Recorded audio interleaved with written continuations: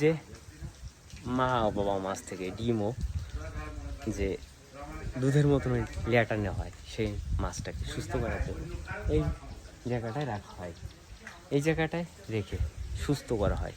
তাকে সুস্থ করা হচ্ছে যা মাছের গাছ থেকে একটা নালা বের হয়, ও যে মলটা ত্যাগ করে সেই মলটা যাতে সাথে সাথে পানিটা আউট হয়ে যায়। এভাবে বেশ কিছুদিন আর্টিফিশিয়াল স্রোত তৈরি করে প্রত্যেকটা আউটের পানি এক পাশ দিয়ে ঢুকবে, এক পাশ দিয়ে বেরোবে। রাখার পরে তখন এই মাছটা যখন পরিপূর্ণভাবে সুস্থ হয়ে যায় তখন এই পুকুরে ছাড়া হয়।